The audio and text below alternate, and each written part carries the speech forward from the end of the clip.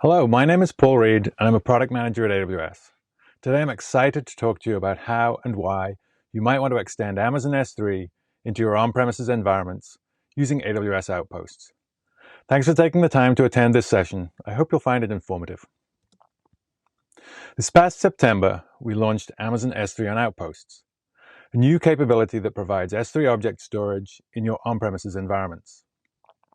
In this session, I'll cover what S3 on Outposts is, what it's capable of doing and what some of the features are, and how you might want to use it to solve some of your on-premises storage use cases today. Let's start by looking at what S3 on Outposts is.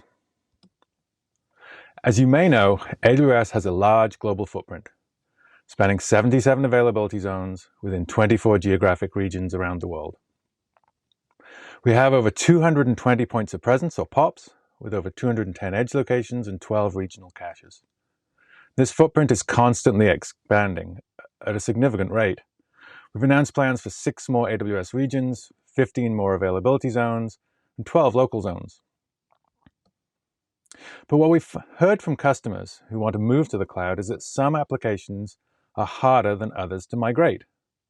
We see this as a spectrum.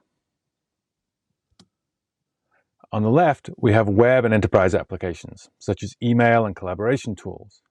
These are relatively easy to lift and shift to the cloud. On the right, we have latency-sensitive applications such as manufacturing automation or legacy workloads that run across your data center and have complex dependencies on your on-premises infrastructure.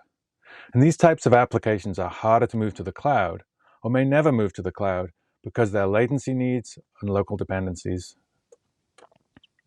And in the middle of this spectrum, we have applications with data residency or local processing needs.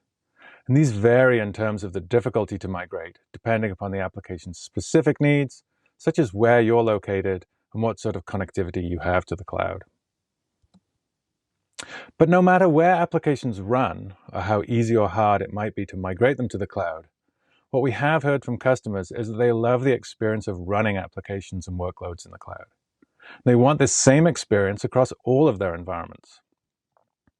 So for these applications that need to remain on premises for now, customers have told us they want the same reliable, secure, and high-performance infrastructure, the same operational consistency, the same services, APIs, automation tools, and security controls. They want to achieve the same pace of innovation in their on-premises environments as they do in the cloud. So at reInvent in 2019, we launched AWS Outposts, a service that lets you run AWS infrastructure and services in your data center, co-location space, or on-premises facility.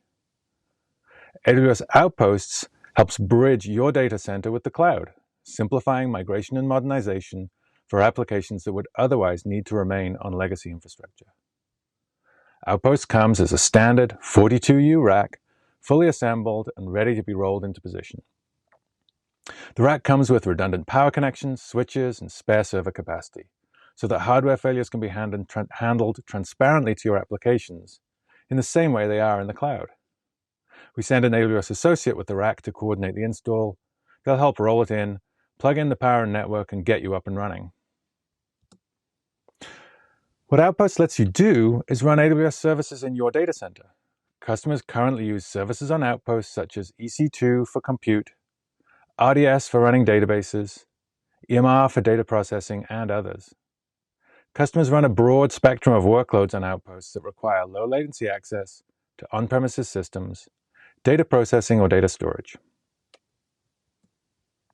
And from your Outpost, you can still access AWS services in the cloud.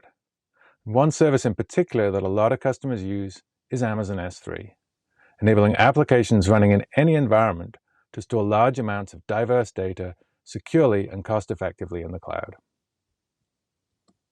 However, as I mentioned earlier, there are applications that need local storage. Perhaps you have a manufacturing process that needs low latency access to data. Perhaps you're running a hospital or healthcare facility.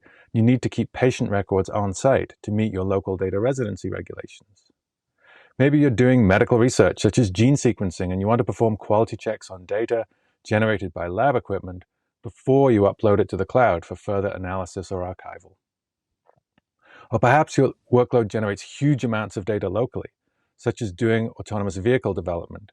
You want to transform it locally or perform data reduction before sending to the cloud to reduce load on your network. And so, to address these use cases where data needs to be stored in your data center or local premises, in September this year, we launched Amazon S3 and Outposts.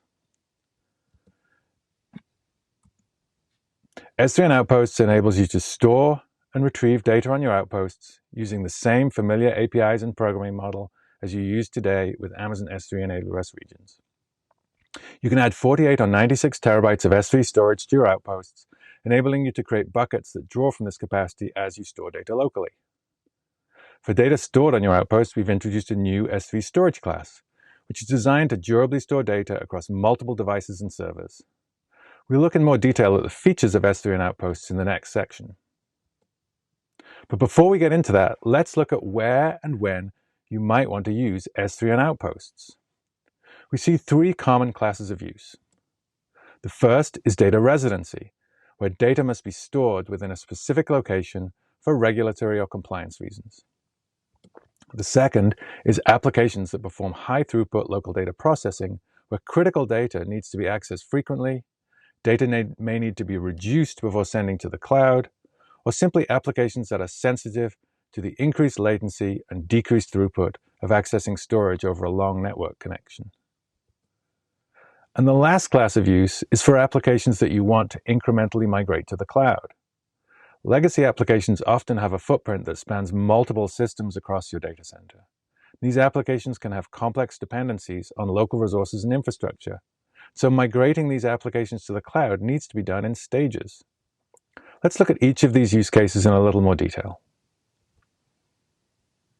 Customers in industries such as healthcare and finance increasingly need to control the physical location of data storage in order to comply with data residency requirements.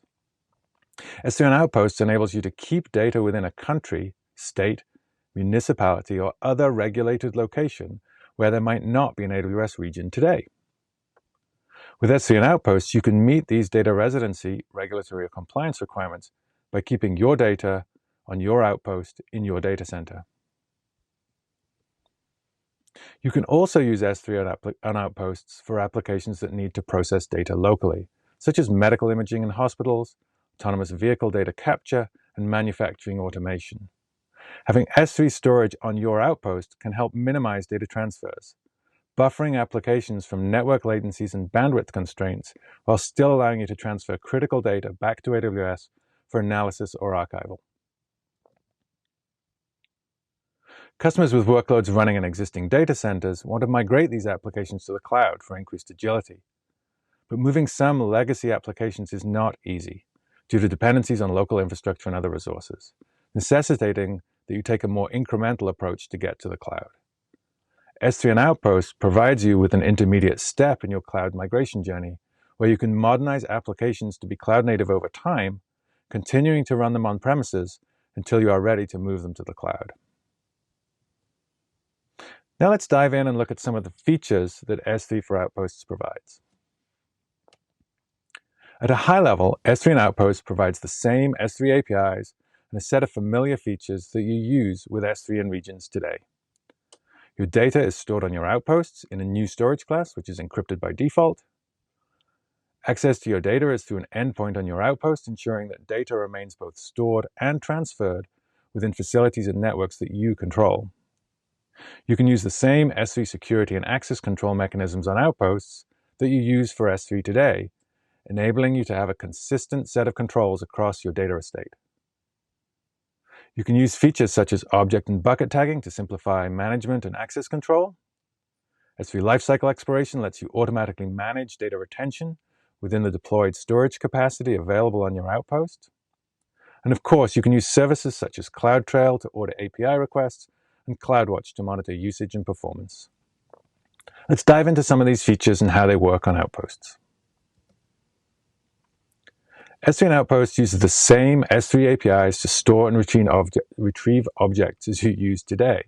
Operations such as get, put, list, and head all work exactly the same, no matter whether your application is using a bucket on an outpost or a bucket in an AWS region. We've expanded the S3 Control API to enable creation and management of buckets on outposts by specifying the ID of your outposts in place of a regional identifier. So you'll want to make sure you have the latest S3 SDKs or AWS CLI when working with S3 on outposts. We've also added a new SDK and commands to the AWS CLI for management of the endpoint resources specific to S3 on outposts. We've introduced a new S3 storage class to package the durability, availability, performance, and cost profile of S3 storage on outposts. The storage class durably and redundantly stores data across multiple devices and servers on your AWS outposts, and in the event of a hardware failure, will automatically balance storage across the remaining devices and servers to maintain the availability and durability of your data without you needing to take any action. Data stored on your outpost is always encrypted using server-side encryption with S3 managed keys, SSE S3, and you can also use server-side encryption with your own keys or SSE-C if you need. Just as data stored in S3 in an AWS region remains in that region, data stored on your outpost remains on your outpost. So with S3 on outpost, that means object data and object tags are only ever stored in your data center. This is really important for those customers looking to use S3 on outposts for data residency use cases. But S3 on outposts is a service that extends S3 to your data center, and as such, you perform control operations such as creation and management of your buckets in the AWS region that your outpost is associated with. You'll also use regional services such as CloudWatch and CloudTrail to monitor and audit S3 buckets on outposts alongside your S3 buckets in the region, giving you a single place in the cloud to manage all of your S3 storage. It's worth noting here that telemetry from your outposts to the region traverses the Outpost Service Link, which is established by AWS to securely extend VPCs to your outposts and for management of the outposts itself. So you can be assured that this data is secured and safe as it comes back from your outposts to the AWS region. So given this separation of data and control, it's important to understand how S3 API requests are actually handled. For S3 in region, a bucket name endpoint is used for all APIs, and the SDK or CLI route all requests, both control and data, to this endpoint. For S3 on outposts, we have an endpoint on the outposts which responds to data or object-level API requests, such as get, put, and list. We have a second endpoint in the home region which handles control or bucket-level API requests, such as setting a policy or creating an access point. Now, for the most part, you don't need to worry about this because the SDK and AWS CLI determine which endpoint to route a request to based on the API call being made. This is much the same as the SDK and CLI do today, for example, when using S3 transfer acceleration, where object APIs are routed to the closest edge location rather than directly to the regional endpoint. At AWS, we take security of your data very seriously, and S3 on Outposts provides a number of important S3 security and access control features to support that. Bucket access is controlled by IAM, Identity and Access Management, using the same permission and policy models you use for S3 buckets today. We enable block public access for all buckets on Outposts to ensure there is no accidental public exposure of data. To access your buckets on Outposts, you need to create an S3 access point. And on Outposts, these access points are VPC restricted, firewalling your data to within your private networks. And lastly, using S3 object ownership, you automatically assume ownership of all data stored on your outpost, enabling you to share and manage access using simple resource-based policies. I mentioned using IAM, Identity and Access Management, to control access to data stored in S3 on Outposts. We support both bucket and access point policies using a new S3 Outposts namespace. This gives you an explicit way to control access to data stored in S3 buckets on Outposts separately from your data stored in regional S3 buckets. So when you provision S3 on Outposts, your regional policies won't automatically apply to Outposts and potentially expose data that is stored outside of an AWS region. Now, because we're using IAM, this does mean that object API requests are authenticated using the IAM service in the home region. This authentication takes place securely over the service link, and so if your outpost loses connectivity to the region, the IAM request will fail and access to the bucket will be denied. Your data remains safely stored on your outposts, and when connectivity is reestablished, the S3 client will be able to resume making requests. Okay, we've covered some of the features of S3 and Outposts, so now let's look at how these features come together and walk through a simple example of using S3 on Outposts. The first thing you'll want to do is order S3 for your outpost. You can do this when you initially order your outpost, or you can add S3 to most existing outpost configurations. Once provisioned, you can go ahead and create and configure your buckets. And then you store your data in those buckets just as you do for S3 today. I won't cover the ordering provisioning process today, so let's assume you've done that and we'll focus on the next two steps. To create and configure your S3 bucket, you do three things. First, you create the bucket itself. This is really the storage container on your outposts for your data. Second, you create an access point, an S3 access point to control who can access your bucket. And third, you create an endpoint, where requests can be routed to from your S3 client. To create a bucket, you use your familiar create bucket request. Here we see what this looks like in the AWS CLI, but you can do the same thing using the SDKs. The request is going to contain the ID of the outpost on which you want the bucket to be stored. Since this is a control API, the CLI routes this to the regional endpoint we talked about earlier, and the response to the client contains the ON of the newly created bucket. Asynchronously, the service is going to create this bucket on your outposts. Next, we're going to create the access point to control who can access our bucket. Since S3 access points on outposts are VPC restricted, we include information for one of the VPCs on our outposts. In this case, a client is going to get back the ON of the access point. And similar to bucket creation, the access point is going to be asynchronously created on the outposts. The last step is to create the endpoint, which is where your S3 client will route requests. For this, we need to specify a subnet and security group in the request, and your client is going to get back the ON of the endpoint in the response. Asynchronously, the service is going to create the endpoint using an ENI in the specified subnet on your outpost.